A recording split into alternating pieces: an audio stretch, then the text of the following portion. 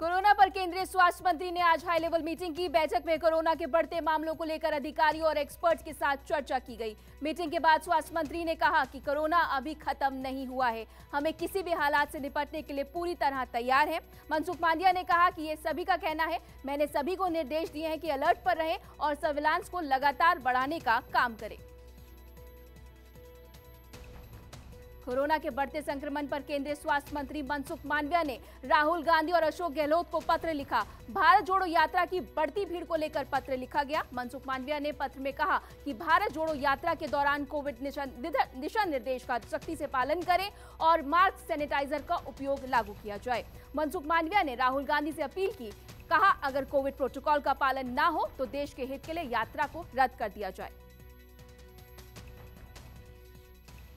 कांग्रेस ने कहा कि यात्रा के खिलाफ बीजेपी साजिश कर रही है, नियम बनाएगी तो नियम का पालन होगा, पर बीजेपी यात्रा रोकना चाहती है। मनसुख मांडविया की चिट्ठी को लेकर अधीर रंजन चौधरी भड़के। अधीर रंजन ने कहा, यात्रा से मोदी सरकार बौखलाई हुई है, आम लोगों का ध्यान भटकाने के लिए भाजपा तरह तरह के सवाल उठा रही है। अधीर रंजन ने कहा, क्या गुजरात चुनाव में प्रधानमंत्री मोदी मास्क लगा के सारे प्रोटोकॉल मानते हुए घर घर गए थे? चीन से आने पर उड़ानों को रद्द किया जाए। मनीष तिवारी और टीएमसी ने चीन की फ्लाइट्स को तत्काल रोकने की मांग की।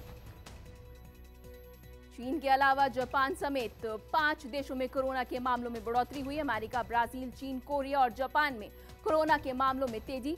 दुनिया भर में संक्रमण फैलने का खतरा बढ़ा। आंकड़ों के मुताबिक दुनिया भर में 7 दिन में 36 लाख नए कोरोना मरीज मिले हैं। करीब 10,000 मौतें हुई हैं। चीन में बेकाबू हुआ कोरोना। हालांकि चीन कोरोना के आंकड़े छिपा रहा है, पर स्थानीय मीडिया के मुताबिक चीन के अस्पतालों में बेड कम पड़ रहे हैं।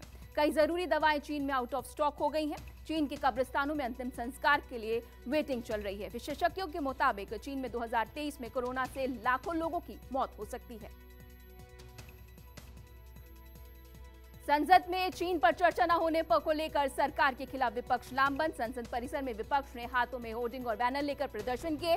विपक्षी दलों ने सांसदों के प्रदर्शन में शामिल हुई सोनिया गांधी। सांसदों ने कहा कि चीन पर चर्चा न करके सरकार जिद पर अड़ी हुई है। गांधी प्रतिमा के सामने चल रही प्रदर्शन में सोनिया गांधी, पूर्व वित्त मंत्री पी चिदम्बरम, रंजीत रंजन समेत कई बड़े नेता मौजूद थे। कांग्रेस के प्रदर्शन पर केंद्रीय मंत्री प्रहलाद जोशी ने तंज कसा। कहा, नकली कांग्रेस को बीच बीच में महात्मा गांधी की याद आती है, ये अच्छी बात है। प्रहलाद जोशी बोले, कांग्रेस के कार्यकाल में क्या हुआ था, हमने क्या खोया था, नेहरू जी के कारण कितनी जमीन हमने खोई थी, कितना पाया था, उन्हें इसकी जानकारी निकाल लेनी चाहिए।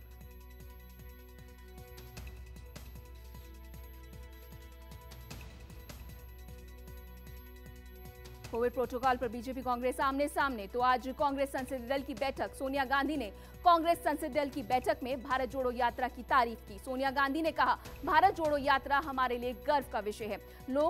लोगों तक कांग्रेस का संदेश सीधा ले जाने का ये नायाब तरीका है। सोनिया गांधी ने सरकार पर वार किया। कहा, महंगाई अपने चरम पर है, लेकिन सरकार कह रही है ऑल इज वेल। लोगों को रोजगार नहीं दे पाना मौजूदा सरकार की पहचान बन गई है। सोनिया गांधी बोली, सरकार द्वारा चीन जैसे राष्ट्रीय चिंता के विषय पर चर्चा नहीं होना देना लोकतंत्र के लिए डिसरिस्पेक्ट जैसा है। न्यायपालिका के सम्मान को देश की नजरों में गिराने की कोशिश हो रही है।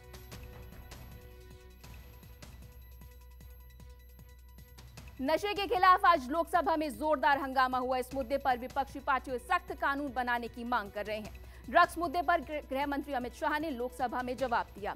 उन्होंने कहा, सरकार इस मुद्दे पर गंभीर है और पहले से ही कानून सख्त है। गृह मंत्री अमित शाह ने कहा कि ड्रग्स और आतंक पर हमारी जीरो टॉलरेंस नीति है। अमित शाह ने कहा कि ड्रग्स के मुद्दे पर राजनीति ना हो, ये एक सीरियस मुद्दा है। हम ड्रग्स के खिलाफ केंद्र और राज्य मिलकर काम करेंगे।